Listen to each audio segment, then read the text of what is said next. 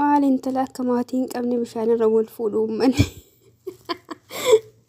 Way fiilmiin keessa fiilmi ittuma fufaa ta'esaa fiilma hindi fiilmi turkii taate ta'esaa fiilmiin keessan barbi akka aadaa Oromooti intala akka maatii bira deemanii isaan maallee wal jaalatan jechuudha. Akka bishaan irra wal fuudhan kun hin bareedu. Ijoolleen lamaan wal jaalatu osoo ta'e jechuudha. Maatii bira deemanii maatiin jaarsummaa dubbatee hin kennu gosaan mari'atee gabbara qabatee yoo arsii ta'e yoo kutaa kan waliin akkuma kutaa isaaniitiin jechuudha. Sirnuma isaaniitidha. Akkasii wal fuusisan isaa ammoo maatiin kibira hin jirre wanni takka ittiin kibira hin jirre bishaan irratti qubeella walii kaan almuhim rakkoon qabu. Dhugaa rabbii jechuun wanna na dhibe keessa jira wanna keessan kana keessaa amanuudhaafillee hin rakkisa. Dhugaa jedhanii fudhatuufillee waan nama jibbisiisu hedduu jira. Maalidhaaf dhugaa itti gaafatti fudhadha jettutti ilmi islaamaa tokko intala akkanumatti hariiroo wajjin hin qabne kana jala bu'ee akkana ta'uun kun baay'ee waan hin beektakaatu iyyuu maal gochaasii himatti kana dhageeffattuu fi akkasii walumaa galattuyyuu ijoollee keenya yoo dhugaan deemtanii rabbiin bultii gaarii isinii haa godhu. Garuu ammoo ka dura dursaatiin kun ammoo lammatadhe wal fuudhuun lammatadhe yaada akka yaadi waan dura dursu jira waan ta'eef wal fuudhuun keessa homaa miti wal fuudhuun keessa baroodha. Maal rakkoo qaba intala Oromooti miti maatuun warra uummata biraatti si jala jira miti rakkoon qaba intala Oromoo takka karaa ofiititti fidatanii diinii ofii barsiifatanii jireenya naannoo isinii barsiifatanii wajjii fuudhan intala Oromooti.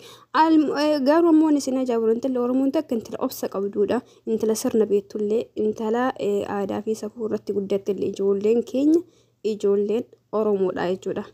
Amma kun dikkoo isin jajjabaatallee taa'ullee yeroonillee jijjiiramu faashinis ta'u hamma tokko namni safuu wayii uf keessaa qaba abada si keessaa baatu sun ufii keessaa iyyuu baasa jettee jechuudha.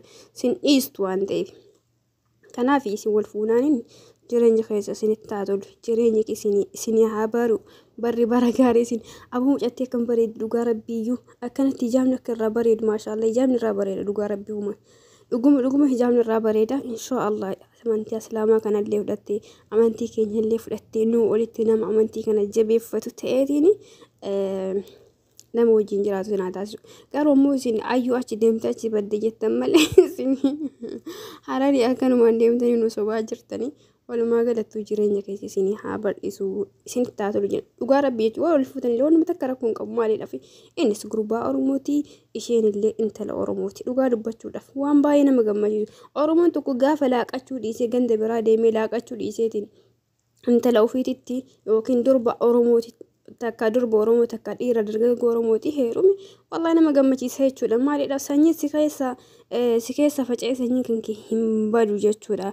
Sanyii qulqulluu qabaatta akkuma deemee baangaalii heerumu faranjii heerumu mirga namaati wanni rakkoon qabu nama afoo dhaabbachuun rakkoon qabu abbaan ka fedhe wajjin jiraata. Dhugumaanuu jechuudha dhugumaanuu akka amantii keenyaatti iyyuu lammii filadhaan jedhu wanni ati filattu maalidha amantiidha. Amantii kan kee nama hordofu nama amantii kan kee qajeeluu qabu nama rabbiin dhugumaan rabbi sodaatu malee baangaalii ta'ee paakistaanii ta'ee hindii ta'ee araba ta'ee ajama ta'ee kafeete hojiidhaan jireenya kan kee hoo jiraatte namni afoo dhaabbatu hin jiru jechuudha. Inni durfama ammoo isa amantii kana waan ta'eef tarii amantaa keessa wal fudhachiistaniitiin akkan wal jala duuluu dandeettanii isin rabbi waliin beeka.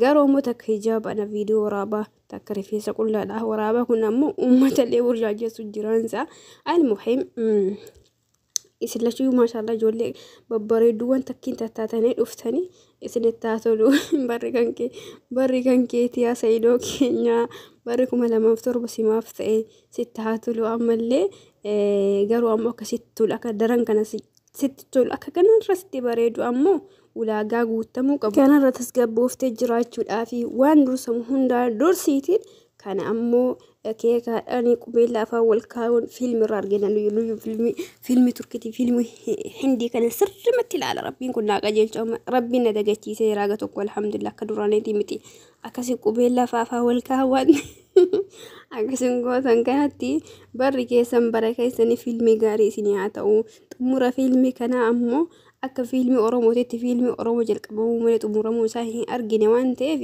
ka jalqaba bareedee kan dhuma isaallee bareedu isin haa taasisu isiniin jedha.